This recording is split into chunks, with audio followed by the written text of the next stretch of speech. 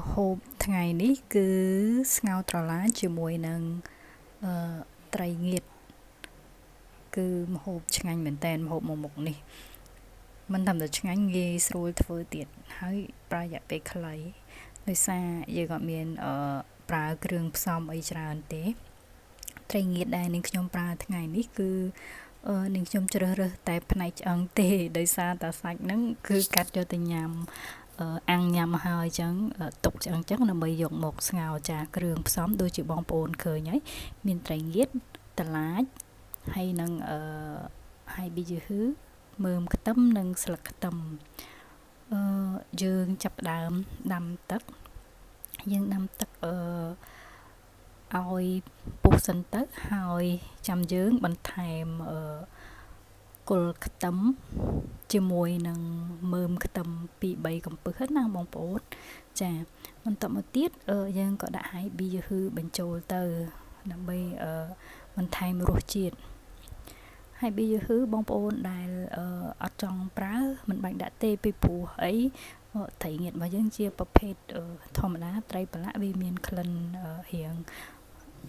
បែបស្តៀងនឹង high bee ដែរណាបងប្អូនអញ្ចឹងបងប្អូនដាក់ក៏បានមិនដាក់ក៏បានចាបន្តមកទៀតយើងដាក់ត្រីងៀតហ្នឹងគឺយើងដាក់រំងាស់ឲ្យរៀងរហូតដល់ត្រីងៀតចេញជាតិបងប្អូន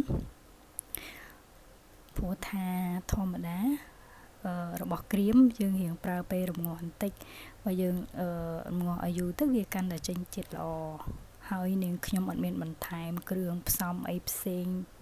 អត់តន់បន្ថែមគ្រឿងផ្សំអីផ្សេងឡើយទេបងប្អូនដោយសារ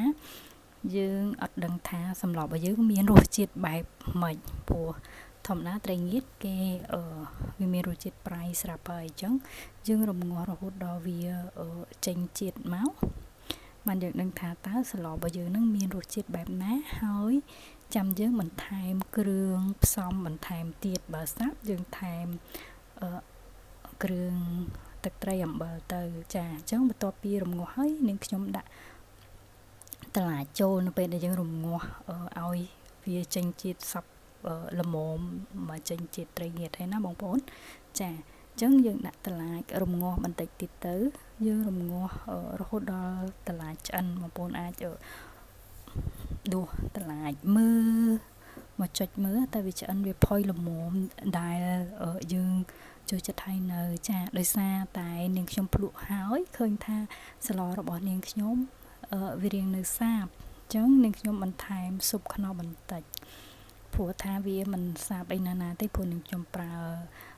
ត្រីរៀងច្រើនដែរព្រោះនាងខ្ញុំជ្រើសរើសតែផ្នែកឆ្អឹង